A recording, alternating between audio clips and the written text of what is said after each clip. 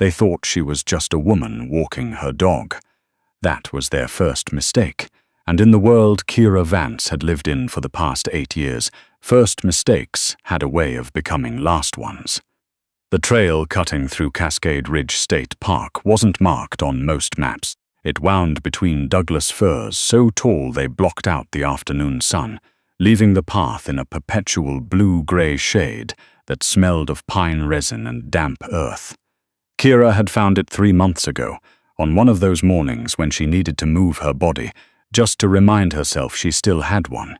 She'd been running the trail every weekend since, 6 miles, door to door, enough to clear her head, enough to feel like herself again. Beside her, Axel moved in that particular way military dogs move. Not the bouncing, distracted trot of a pet, but a fluid, ground-eating lope that seemed effortless and was anything but. He was a Belgian Malinois, 4 years old, 72 pounds of fast twitch muscle wrapped in tawny fur, with ears that never fully relaxed and eyes that catalogued everything.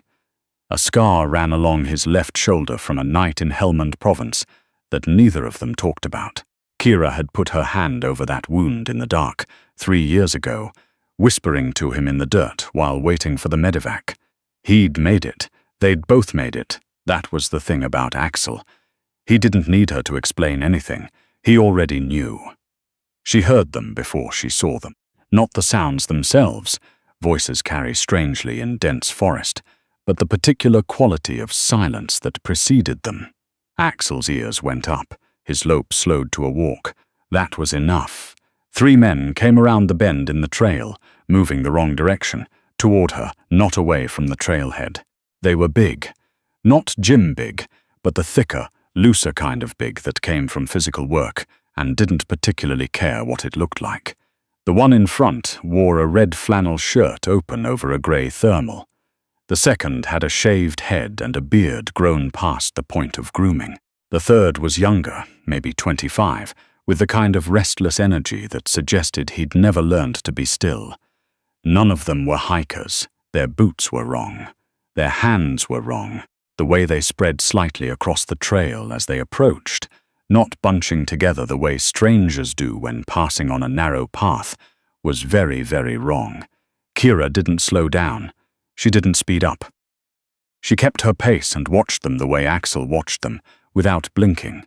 Hey, the one in front, red flannel, put up a hand. Not a wave, a stop signal. Trails closed up ahead. She looked at him. She looked past him at the empty trail beyond, where afternoon light filtered through the canopy and nothing moved. "That's okay," she said. "I know this trail." She moved to go around him on the left. He sidestepped to block her. This close, she could see the faint chemical rawness around his nostrils, the slight dilation of his pupils despite the shade. Not drunk. Something else. Something that made people feel larger than they were and slower to process consequences. Said the trails closed. His voice had taken on that particular flatness she recognized, the removal of ordinary social lubrication. "No, ma'am. No sorry. No pretense of courtesy. Just wait." Axel made no sound. He had gone completely still at her left side, and his stillness was its own kind of noise. "One more time," Kira said, and her voice was quiet in the way that rooms go quiet before a storm. "I'm going to walk past you. My dog and I are going to finish our run. You're going to step aside." The shaved-headed one laughed, short and dismissive. "Your dog." He looked at Axel the way people look at things they've already decided aren't a threat. "What's he gonna do?" Kira didn't answer that question. Red Flannel's jaw shifted. He looked back at the younger one, some wordless communication, and then back at her, and whatever calculation he'd been running reached its conclusion. "I don't think so," he said. "I think you and that dog are going to turn around and walk back the way you came and forget you ever saw this trail today." "And if we don't?" she asked. He reached into the pocket of his flannel and pulled out a folding knife. Not threatening, just showing. "Then we're going to have a problem." The younger one pulled out a length of heavy chain, the kind used for trailer hooks, and let it dangle from his fist. He didn't look quite as confident as the knife. He was doing the thing young men do when they need to believe they're braver than they are, holding on to the prop and hoping it would do the work. The shaved-headed one stepped toward Axel, actually stepped toward him. Maybe I'll just take the dog out of the equation first. Something changed in the air. It wasn't a sound. It wasn't a movement. It was a frequency, the way pressure changes before lightning, before the thing that comes after the warning. Axel's eyes tracked the man with complete precision, and his lips had parted just slightly, exposing the front edge of his teeth. Not growling, not posturing, simply informing. Kira looked at the shaved-headed man and said very clearly, "Don't." "He didn't stop," she said. "Last warning." He reached for Axel. What happened next took approximately 4 seconds. It felt much longer if you were one of the 3 men on the receiving end of it. Fass. The command left her mouth in German, the working language Axel had been trained in, the language that meant the world was no longer a safe place, and it was time to make it one. He covered the distance between himself and the shaved-headed man in a single extension of his body, less like a dog launching, and more like a projectile that had been released. His jaws closed on the man's forearm with the force of a steel trap, 235 pounds per square inch, precision-trained, held exactly where it would control and not destroy. The man went down hard, and Axel went down with him, planted, holding, immovable. Kira was already moving. Red Flannel came at her with the knife in a wide horizontal arc, the swing of someone who'd used a knife to scare people, but not to fight them. She stepped inside it. Left hand caught his wrist, rotated it backward against the joint in a motion that was smooth and entirely without drama, and the knife hit the dirt. He didn't have time to process what had happened before her elbow found the side of his jaw, and he went sideways into the trunk of a Douglas fir and sat down very suddenly among the roots. The younger one with the chain hesitated. That hesitation cost him. By the time he decided to swing it, she had closed half the distance between them, and a half-swung chain is a liability, not a weapon. She caught his wrist at extension, stripped the chain with her free hand, and swept his legs. He went down face first onto the trail dirt, and she put a knee between his shoulder blades, with her full weight behind it, and that was the end of his contribution to the situation. She looked up. Axel was still holding, still planted. The shaved-headed man had stopped struggling, had learned, as they all did, that struggling only made the grip tighter. "Aus," she said. Axel released. He stepped back 2 paces, sat, and watched with the calm interest of someone who has finished a task and is waiting for the next one. The scar on his shoulder caught the light for a moment, pale against the darker fur. The trail was quiet. Somewhere above them, a Stella's jay screamed once and went silent. Kira stood over the 3 men, one against the tree, one face down under her knee, one on his back cradling a forearm that would swell impressively by morning, and she breathed. "Slow, even. Don't move," she said. "Not angry, just certain." She unzipped the small running pack at her lower back and pulled out a slim radio, military-grade, encrypted, the kind of thing a woman going for a jog in a state park had no obvious reason to carry. She pressed the transmit key. "This is Vance. I've got 3 tangos on the South Ridge Trail, grid reference 447 by 219, non-critical. Need a pickup team." She paused, then added, "And somebody bring zip ties. I forgot mine." There was a silence on the other end, and then a voice that was professionally flat and only very slightly amused. "Copy that, Vance. 5 minutes. Don't let them run." She looked down at the 3 men. "They won't." Red Flannel was sitting up against the tree now, holding his jaw, looking at her with the particular expression of someone whose entire model of the world has just been revised. "Who the hell are you?" he said. She crouched down so they were closer to eye level. It wasn't a casual gesture. It was deliberate, the posture of someone who is not afraid of proximity, because proximity was never the thing that threatened her. "My name is Kira Vance," she said. "I'm a lieutenant commander, United States Navy, Special Operations Command. For the last 18 months I have been running surveillance on a weapons trafficking route that runs through this park. She let that settle. The men you work for have been moving stolen military ordnance through this trail system every third Saturday of the month, which is today. Another pause. You three were supposed to watch the south corridor and make sure nobody saw the transfer happen. Red Flannel stared at her. The trail wasn't closed, she said simply. You were keeping it clear. The younger one, still face down, cheek against the dirt, made a sound that might have been a word. The people you work for, Kira continued, have been under federal surveillance for 6 months, as of about. She checked the watch on her left wrist, the battered field watch that had been on that wrist since Coronado. 40 minutes ago, the primary transfer team was detained approximately 2 miles north of here by agents from the Naval Criminal Investigative Service and the ATF. She stood up. You three are, I believe, what my former Master Chief used to call the least important people in the room. Axel padded over and sat beside her. He yawned once, showing all of his teeth, and then looked at the 3 men with what could only be described as professional indifference. She heard them coming before the men on the ground did.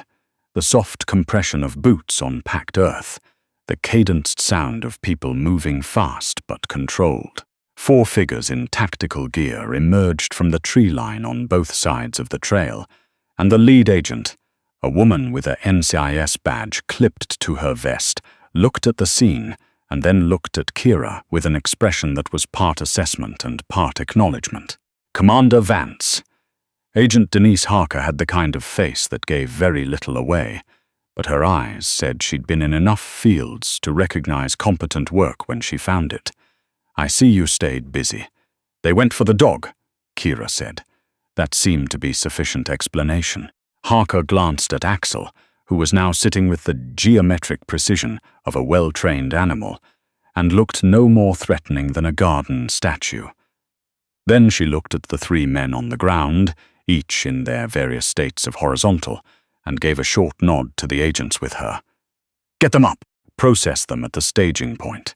As the agents began the efficient routine business of detainment, zip ties, Miranda, pat-downs, Harker came to stand beside Kira.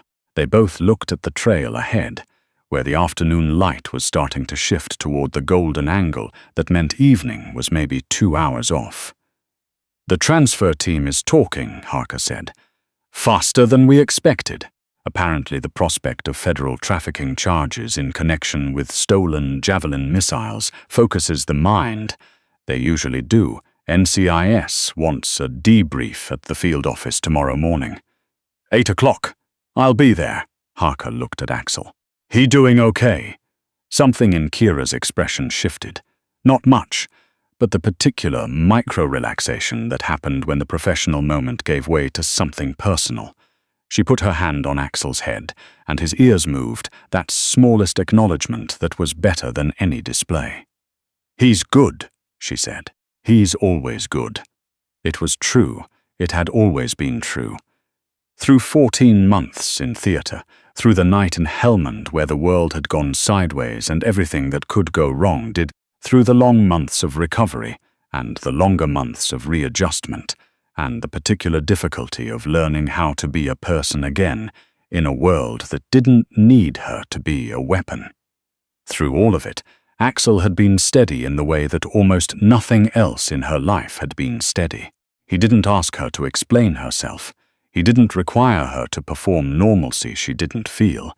He just moved beside her, ate when she put down his food, and waited with that absolute canine patience for whatever came next. She'd been told more than once that she should consider retiring him. He was 4, still young by working dog standards, but the shoulder injury had changed his movement patterns in ways the veterinary team at the base monitored closely. Kira had listened to these conversations with the same expression she used for mission briefings, attentive, neutral, processing, and then she'd taken Axel home and fed him and run the trail with him in the early morning before the park filled up with people. The conversation about retiring him would happen when it happened. Not before. Harker's radio crackled. She stepped away to take it, and Kira was left standing on the trail with her dog, and the sound of the agents finishing their work in the trees and the distant call of that jay again moved on to somewhere else now, satisfied with the afternoon's disruption. One of the agents, young, maybe 2 years out of whatever academy, came up beside her while the others loaded the detainees. He was trying not to stare at Axel and failing. "He's a Malinois," he said, because people always needed to say something. "Belgian Malinois," Kira confirmed. "How long have you had him?" She thought about it. Not the number of years, which she knew exactly, but the shape of those years. The day she'd been assigned Axel at Navsiets. And he'd looked at her with those yellow-brown eyes, and she'd understood immediately that he was smarter than most people she'd met and twice as honest. The year of training that had welded them into something that didn't have a good civilian word for it. The work, the specific, clarifying danger of the work, and how he had always been exactly where he needed to be. "Long enough," she said. The agent nodded like that was an answer, because it was. Harker came back. "We're moving the staging point south. The Park Service wants the trail system cleared before dark. Apparently there's a youth camping group coming in from the east entrance tomorrow morning, and they want everything sanitized." She almost smiled at that. Almost. "You're cleared to go, Commander. We've got everything we need from this position." Kira looked at the trail ahead, at the path she'd been running every weekend for 3 months, which she now understood had been a cover operation for the better part of a year before she'd ever set foot on it. The park looked different when you knew what had been moving through it in the dark. It also looked exactly the same. "Axel," she said. "Not a command, just his name." He stood up immediately because he had been waiting for exactly that. They started back up the trail, not at a run this time, but at the easy, distance-eating walk that they both preferred when there was no particular reason to hurry. The light through the firs had gone that specific amber that only happened in the last hour before sunset in the Pacific Northwest, thick and slanted and full of dust motes, and the kind of quiet that the woods make when the day's activity is winding down. She could hear the agents behind her, the low professional murmur of people finishing work. Somewhere down the trail, a vehicle engine turned over. The machinery of the operation was folding up, going away, leaving the forest to itself. Axel moved at her left side, shoulder level with her hip, close enough that she could feel the warmth of him when her hand swung low. His ears were relaxed now, not the flat relaxation of a dog that's switched off, but the easy angle of an animal that has assessed the current environment and found nothing requiring action. His eyes still moved. They always moved. He couldn't help that. He was built for it. Her own shoulder ached a little. The right one, from the twist she'd put on Red Flannel's wrist, which had torqued her own joint slightly in the reverse direction. She'd ice it tonight. It wasn't serious. The trail bent around a stand of old-growth cedar, and for a moment she could see through a gap in the canopy to the sky beyond, and it was the particular dark blue of a Pacific Northwest evening, deep and clear, the first star already visible if you knew where to look. She'd known where to look for a long time. The trailhead parking lot came into view eventually, her truck sitting where she'd left it, dusty and reliable and completely unremarkable. The automated equivalent of a working dog, she'd thought once, and had found that so funny she'd told Axel about it, and he'd looked at her the way he always did, which was to say, without judgment, with attention, waiting for whatever came after the joke. She opened the rear passenger door and Axel jumped in and turned in his 2 circles and lay down. She closed the door. She got in the driver's seat and sat for a moment in the cooling cab, looking at the entrance to the trail, which looked now exactly like the entrance to any trail anywhere, a wooden post with a laminated map in a plastic sleeve, a box of free trail guides that had been empty for 2 weeks, a regulation sign she'd read so many times she could recite it. Stay on marked trails. Pack out what you pack in. Dogs must be leashed. She looked in the rearview mirror. Axel was watching her. He always watched her when she sat still for too long, because stillness, in his experience, often preceded decision. "Okay," she said, to herself, to him, to the version of this afternoon that would become a report on Harker's desk by morning and a sealed file somewhere in a system she'd never have clearance to read her own name in. She started the truck.